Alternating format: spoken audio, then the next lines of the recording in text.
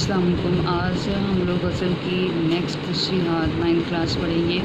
तो हमारी अगली तशरीह है, बार बार उसके दर पे जाता हूँ, हालत अब इस तरह की सी है।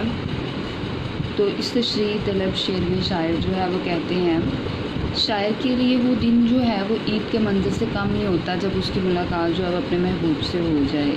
दूसरा ये कि वो उसकी पसंद में चला जाए। लेकिन यहाँ शायर जो है वो हर तरह से नाकाम होता है, उसकी जो दिली तमन्ना होती है वो पूरी नहीं होती है। शायर चाहता है कि वो अपने महबूब का वसल यानी दीदार उसको नसीब हो जाए, या फिर सरे राह यानी रास्ते में उसे मुलाकात का मौका नसीब हो अपने महबूब से।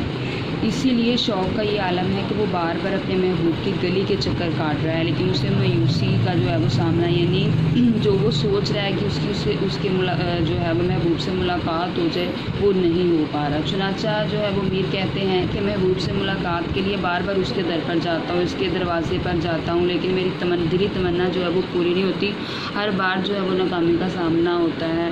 वो वहाँ जाकर ये एहसास होता है कि महबूब के दर पर जाना तो कदरे आसान है, लेकिन इसकी महफिल में पहुंचना, उसका दीदार करना जो है वो नामुमकिन है। इस हकीकत से आश्ना होने के बाद वो अपने इश्क के हाथों मजबूर है।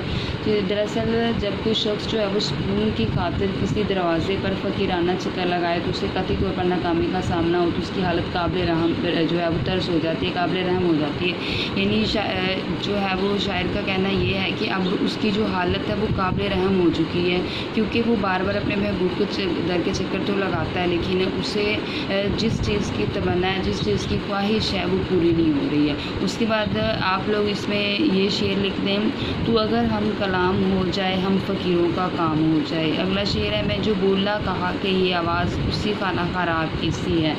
तो अगले शेर की तशरीह है, मेरे जो हैं वो तशरीह तलब शेर में महबूब की इस रवैये की निशानदही की है जिसमें वो बेरुखी और गफलत पाई जाती है।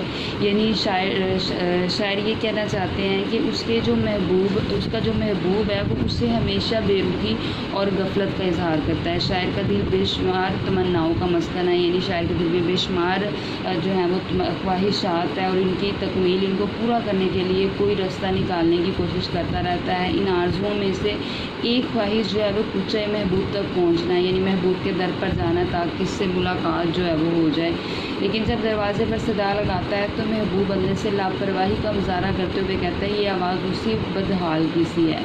मीर कहते हैं कि महबूब की बेरुखी और लापरवाही के रवैये से मुझे शदीद सदमा हुआ है, जिसकी खातिर मैंने बेपनाह दुख और मुसीबतें बर्दाश्त की हैं। वही याद मुझसे इतना बेगाना है कि मेरी आवाज़ को भी नहीं पहचान रहा। यानी शायर ये कह रहा है कि मैंने जब ये सदा लगाई तो वो मेरी आवाज़ नहीं पहचाना, बल्कि कहा कि ये आवाज़ उसी बदहाल की सी है। यानी ये नहीं कहा कि वाकई में ये आवाज़ जो है उसकी है। तो महबूब का ये बेरुखी का रवैया मेरे लिए शदीद दुख और सदमा पहुँचाने का बाइस है।